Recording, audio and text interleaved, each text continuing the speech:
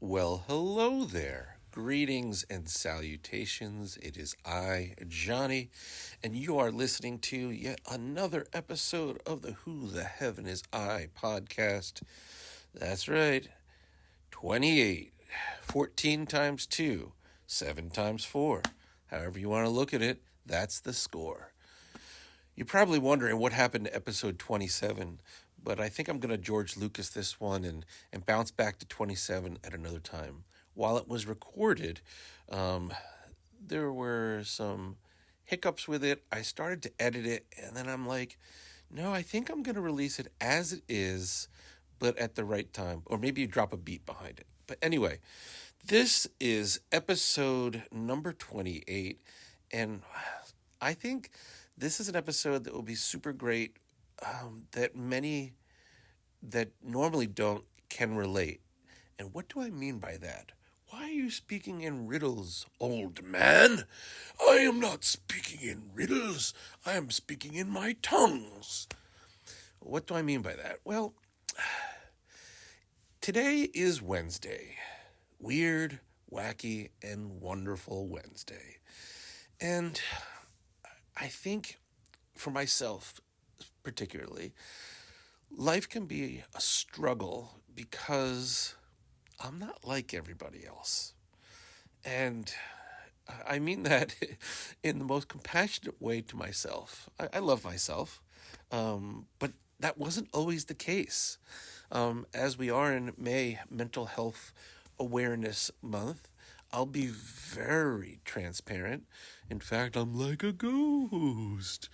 I'm Jasper, the wacky ghost, not Casper, the friendly ghost, but Jasper, the wacky ghost. And it's kind of like I've always danced to the beat of a different drummer, and sometimes that means being the last kid picked for the kickball team.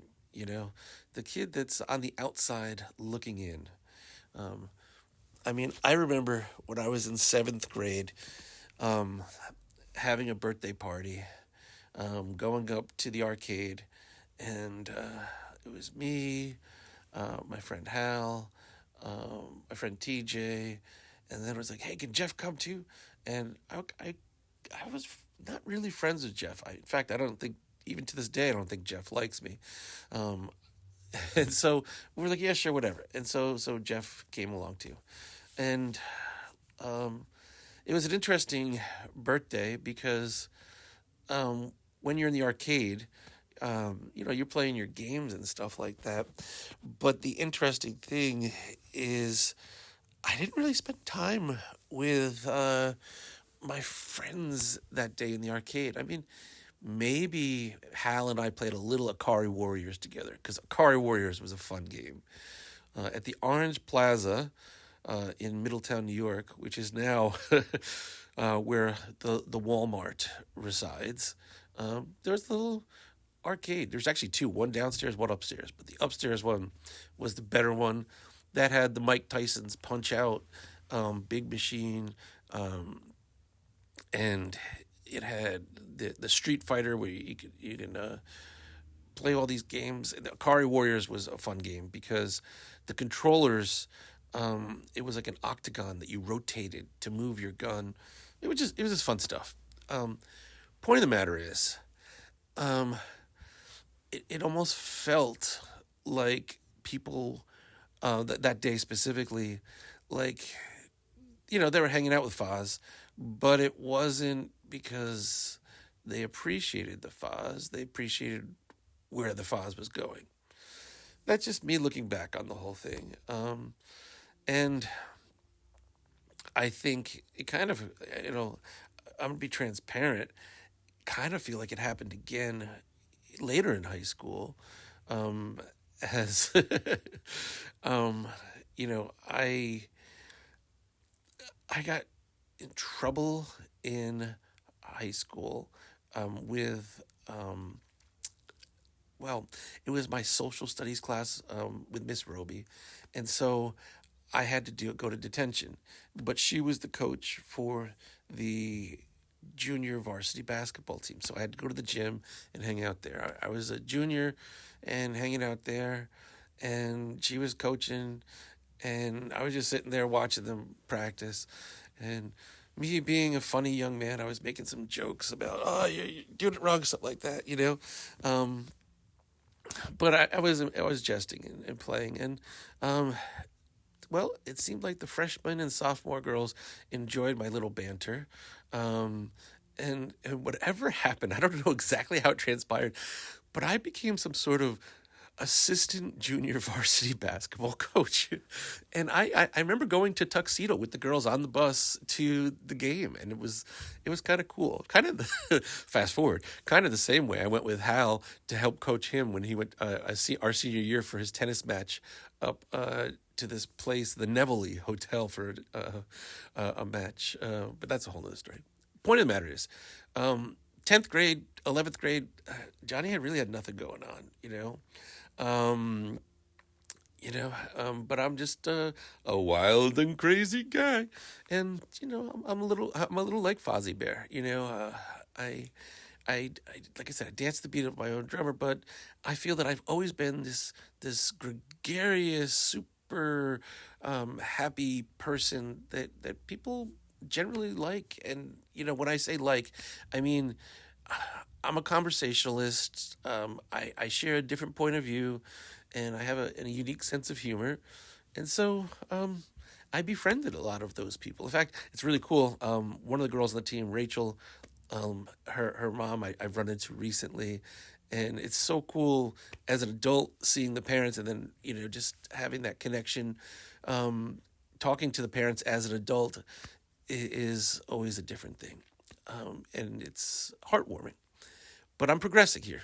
So what ends up happening is, dun, dun, dun, I become friends with all these freshman girls when I'm a junior. So then people I hadn't really been close with for a while start coming back into my circle, which I was cognizant of it, but I was like, whatever. I don't judge, and people are going to be who they are. Um, and I think that's the reality in my life right now. Like, I'll be straight up with you. People I thought that were really good friends, especially in high school, like people I've talked to for hours on the phone. I've been, going through stuff. I've been here in the 10990, and crickets. People that I thought that it would be like, yeah, let's hang out, man. I know you're going through stuff. Let's talk. Nada. In fact, it's quite the opposite. It's almost like they run, you know? He's a leper. Let's stay away from him. We'll get the diseases. I don't know. That's the sad thing about, you know, when you're a strange person, people will judge. And the only time that it's cool to be a weird person is if, like, you're a famous weird person, um, or you bring something to the table. I guess my connection with freshman girls was very appealing to my other male friends, and so we'd have parties at my house, and the freshman girls would come over, and that was pretty much a thing for a while. Now, I mean, I still had a core group of friends that accepted my wackiness, but the fringe people were all also come out of the woodworks, and so right now my core group of friends, believe it or not, are mainly like internet friends that just don't judge. They don't see old Johnny, so they're not trying to constantly compare old Johnny through that lens, nor are they trying to make me align with their own beliefs and values, as my beliefs and values aren't always the same. I mean, I believe that all men and women are created equal. We all should have the same amount of respect. I believe that everyone deserves love no matter who they are. I believe that fear is the tool of the devil, and anytime people try to use fear tactics on me, I question their religious dedication and ability to comprehend that. And that's just how I roll. Now, I don't judge because I know we're all fallible creatures and we're all going through stuff.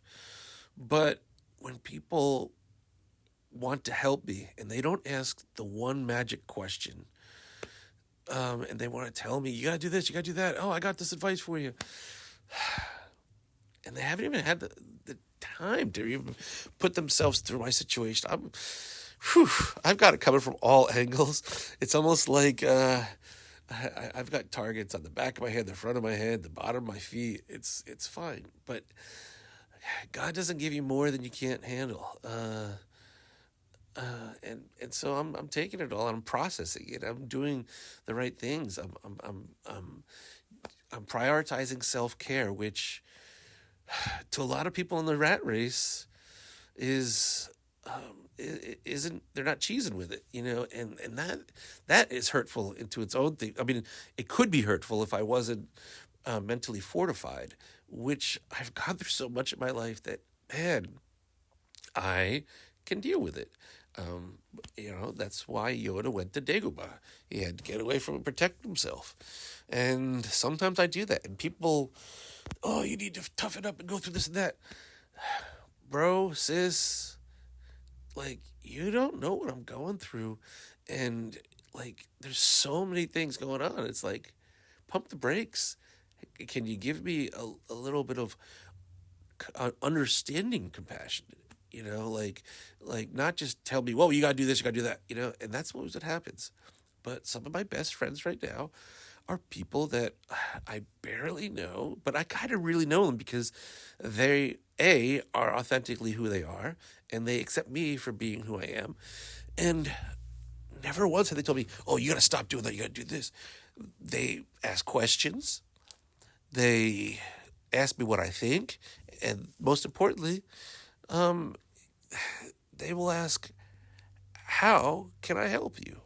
I mean, to me, that is someone that really wants to help.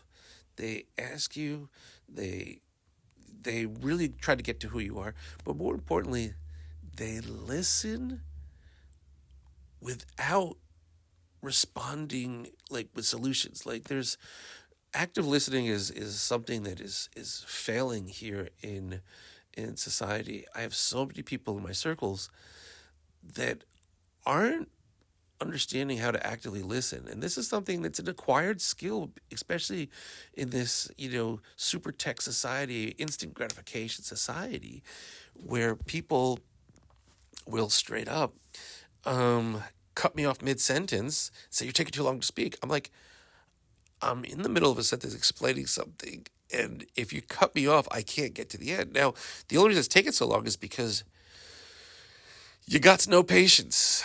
And this is a problem. That's part of the problem. And the other problem is people aren't listening to understand. They're listening to respond.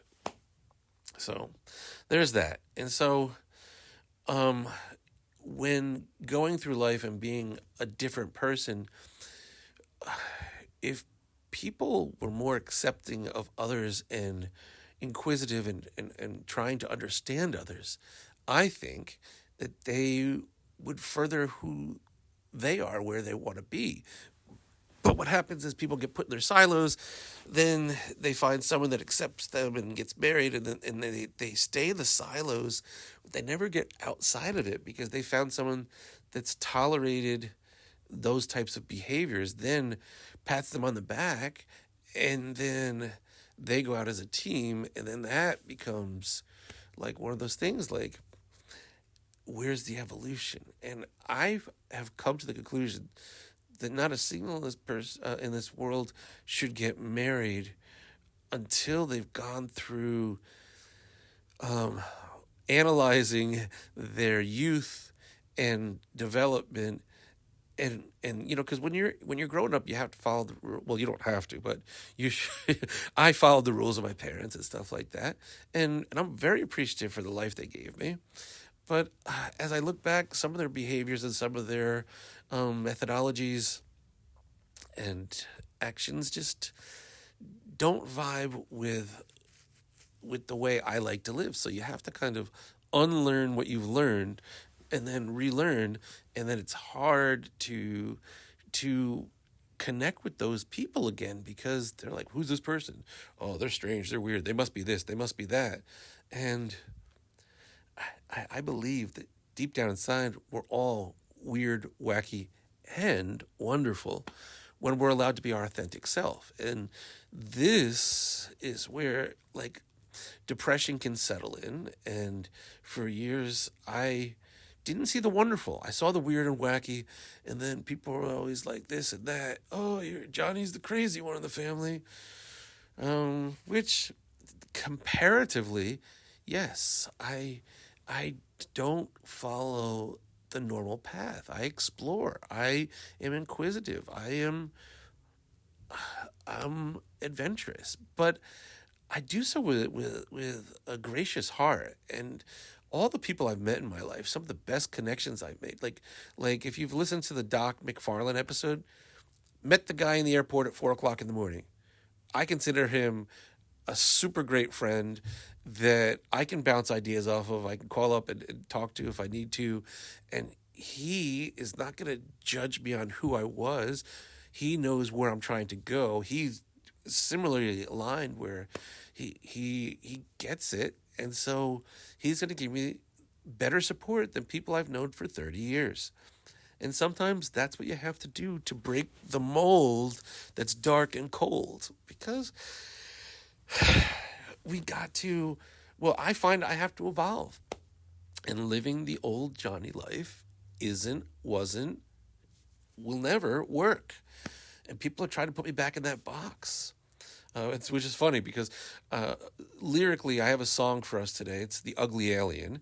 But now that I say box, I almost feel like I should put the the song Chunk, because that one is all about being outside the box. I'll save it for another day.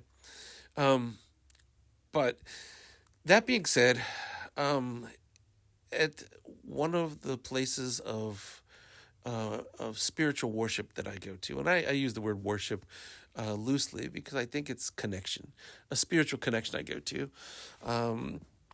A young lady there, Christina, she is part of the Warwick Cares group, and she is teaching this youth mental health first aid class. And I support her unequivocally, and without question.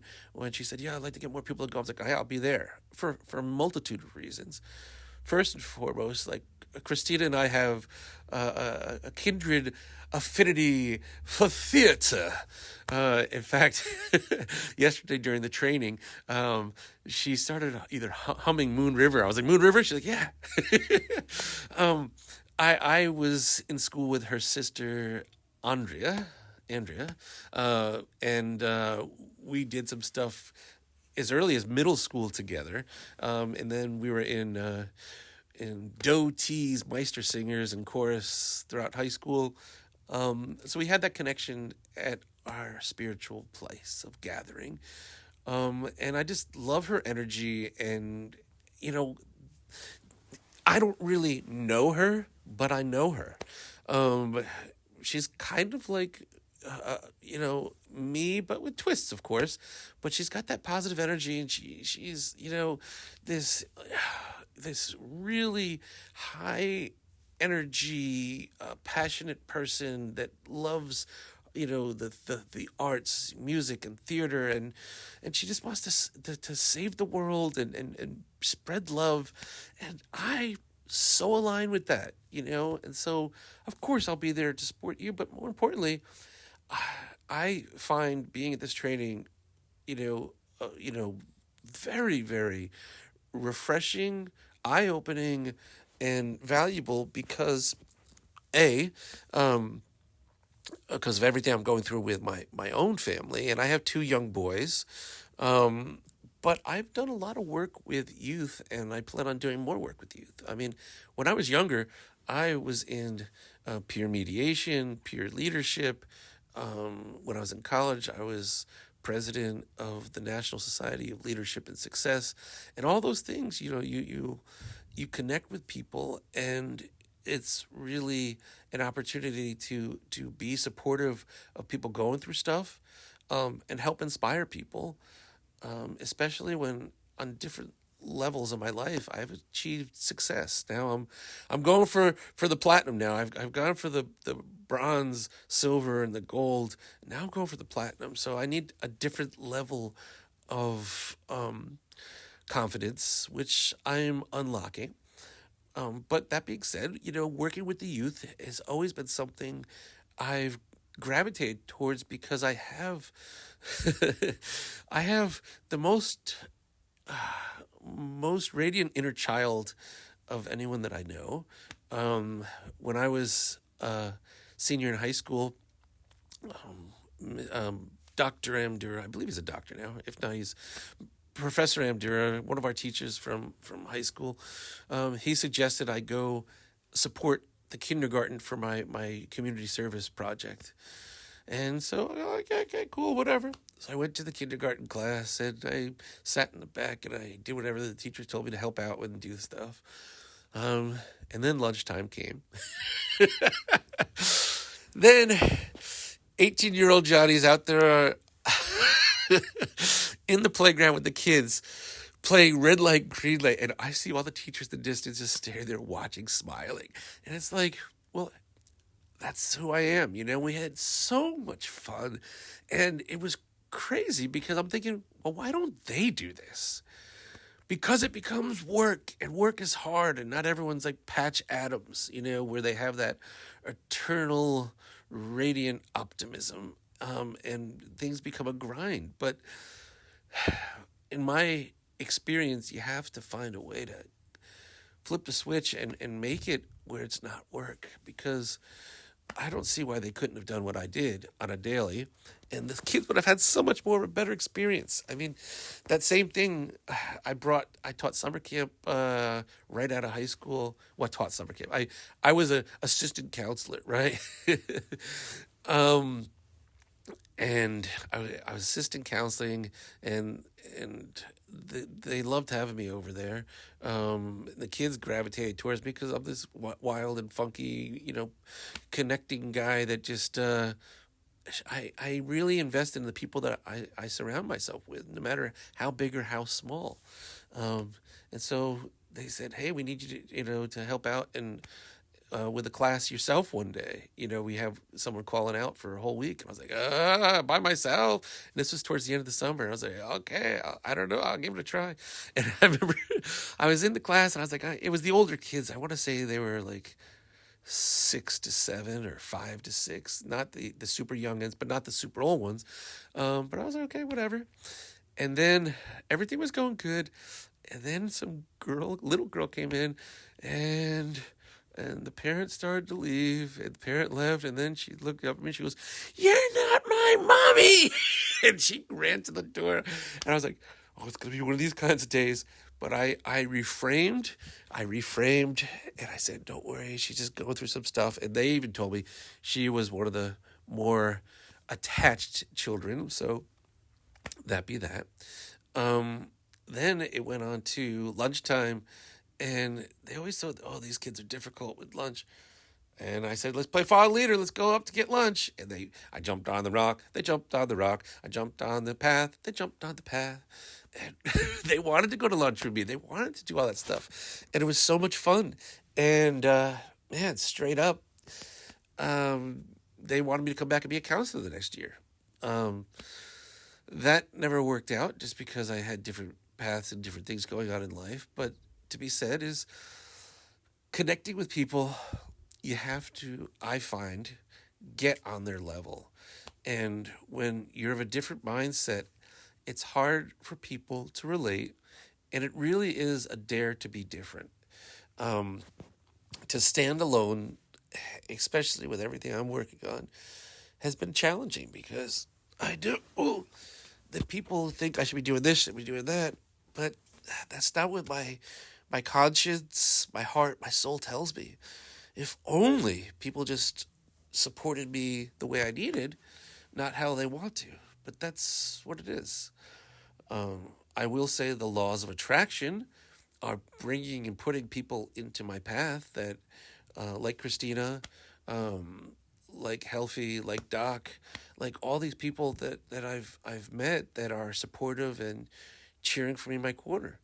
Now, that being said, sometimes when you go through stuff, life isn't going to be roses. And they will tell me when, hey, this is the way it really is, if they see that, but they say it compassionately. Now, the flip of that is that, I do tech consulting.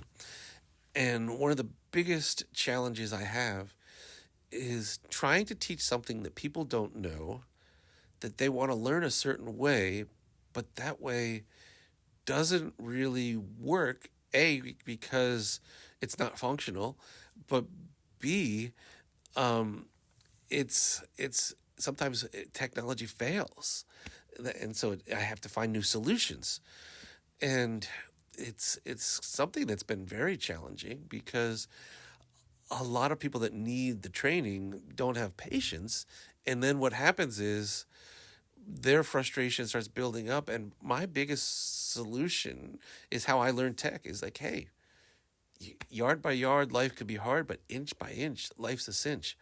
I am not the most smartest person in the world. I am not the most knowledgeable person in the world. I am pretty darn patient. I am pretty darn resourceful. And that is how I became a technology person. Because I was the young kid in the house that read the manual. I was the guy that sat with the computer for hours and figured it out. And it wasn't because it just worked instantly. It was because I was tenacious, I was patient, and I had fun doing it. It was what I did. I guess, growing up in a family of six, you got to find your niche. And my brothers kicked me to the curb when I came riding motocross with them. Fine. My younger brother, who I love so nearly and dearly, it was one of those things where he was just too young when I was especially in sixth grade and, seventh grade. It was just, I did stuff on my own. As we got older, I would say my brother Vin is my best friend, which is why it's hard sometimes going through what I'm going through right now, because he sees old Johnny and he wants to help me, but his own way. And I'm not going to get into that whole thing because I love him unconditionally. And I believe we had a good talk the other day. I'd like to see the good talks become great talks again. That being said, my sister, I didn't mention her as I went through this thing because I love my sister, but a lot of my sister was like mom too, and she always wanted to train and teach me, which when I was younger was awesome. I will say my sister taught me how to read at an early age. I can totally give a lot of my intelligence to my sister. Well, and my parents, of course. But my sister sat there and she read with me and she challenged me. She would be so damn rude, though, when I was coloring. Color like Deborah. Like Deborah was coloring inside the lines. I couldn't do it. I colored how I did, and so art time wasn't good with her. But my sister taught me a lot. But she was, she is 6 years older than me. And I find that our connection was a little bit different. And, if I wasn't playing house or entertaining her playing her Casio keyboard, she didn't really get the funky He-Man stuff. Like, I played dolls with her, but she wasn't playing He-Man with me. So it was what it was. And then Vic was just so young. So computers and technology are what I gravitated to. And then, some of my core friends, the people that I think that accept me more of who I am, like Lindsay and Ron, I became friends with them. But I think that always happens in life.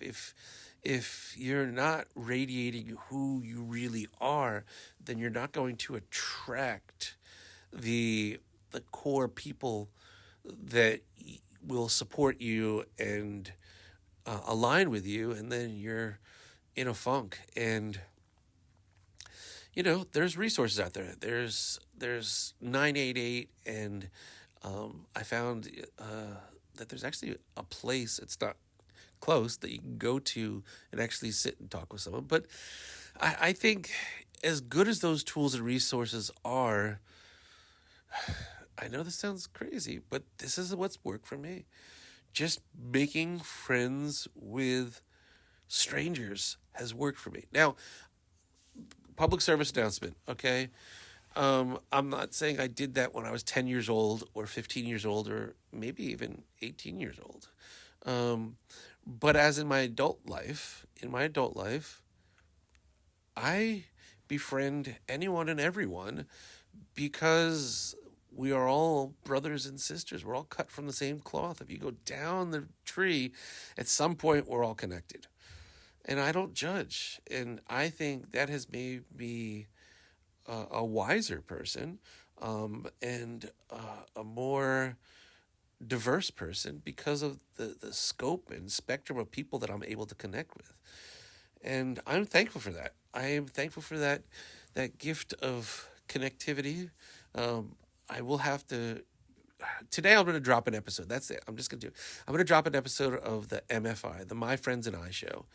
I, I have this podcast that I've recorded starting in the pandemic, and I talked about it before. I've given you some teasers of audio podcasts of that, but I got to put it out there because I am so blessed with the people that I've connected with in my life, and some of them have graced me with their time, and then me being the perfectionist never put anything out because the vision was always I would do it three ways. Main public would get refined, then I'd do one that I'd drop beats on and just condensed it, and it would be remixed, and then the last one, if you really wanted to see everything, it would be a pay to play, and it would be unfiltered, raw, So anyway, I will put out something onto the YouTubes today.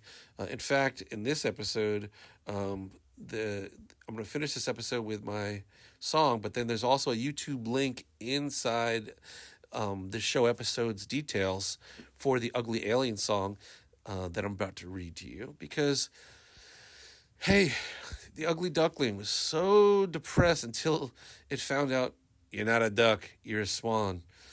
And with all these aliens on this planet that I don't align with, and I feel like, man, I'm not like them. Guess what? I'm not the ugly alien. Maybe I am a hue person. And maybe these people are all aliens. Who knows? The game's not over yet, and we haven't figured it all out. But that being said, I'm going to finish with The Ugly Alien. This was a song written all in one take, and I've gone back and very minimally and refined the words because some of them were just uncomprehendable. But the chorus stayed the same, and it was all heart, this song. And it's still, well, it's not all heart. It's heart and soul. And this is The Ugly Alien. So I tried to let it show, but it seems I can't let go. And I try, I say, today's gonna be the day.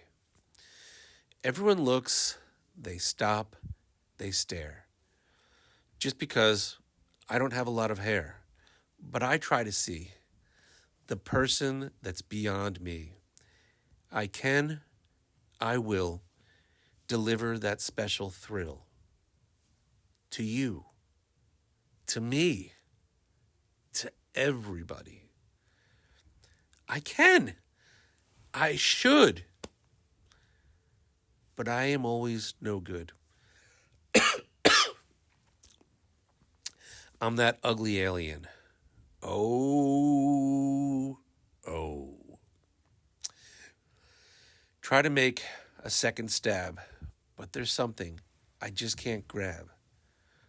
But I think I may make today the day. Whatever that does mean. Because I'm green. Not the color, but it's something in between of how I feel, how I will do something to make that pain kill. Because I'm the ugly alien. And I can change just what I am with a thought that's not bought. I'll make it the way I will. And that's a bet. That's a promise. that's a thing that I think I know I can put on the show that I know I have in me. So I go another lap, try to erase all you thought was crap. Because I can, I am something that's not a ham. Because I'm straight and I'm right and everything is lost the last time I have checked. But that's a good thing, because now it's found, another round, and I'm still searching for that sound. And I won't stop till I find it, because I'm the ugly alien, my friend. Help me now if you can. It's not an SOS, but it's a call for change. A change in you and me. Boom shakalaka. So I've come up with the question of the day. The question of the day. What's the quad? Question of the day. What does it mean to be successful? Oh, I don't think I actually finished this one. That was the one for the other day. I'm going to change that question. I got the pod. The question of the day is, how are you unique?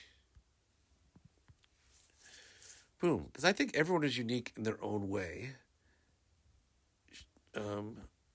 And not too often do people share that. I think they live, like Billy Joel says, like the stranger. One of the best songs ever.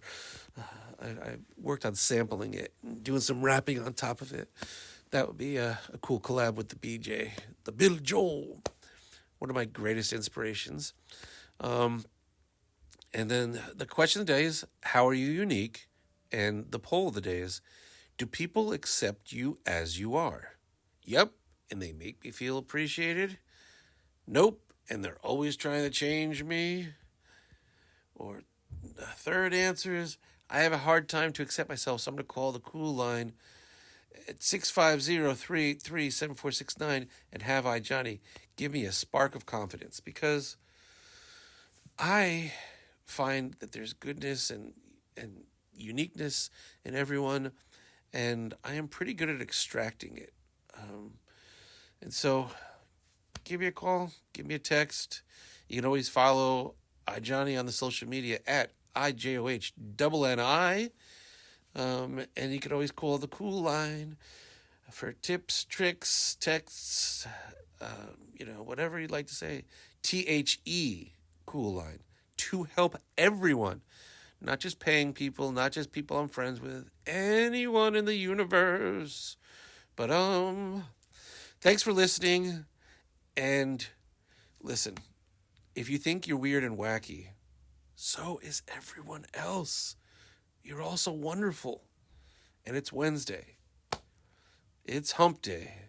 It's Wizardly Wednesday. Go make some magic in your universe. I'm granting you all wizardly magic. Love you all, and hope you're all doing well. And thank you for spending this time with me. And have a great, amazing day. Bye-bye. Okay. It's hard to say goodbye to you. Wow, this one went really long, but I feel that the content here was really valuable, and give me some feedback. I always grow from feedback, and so I appreciate that. Thank you for spending your time with me. Have a great, amazing day. Now you get the double bye. Bye-bye.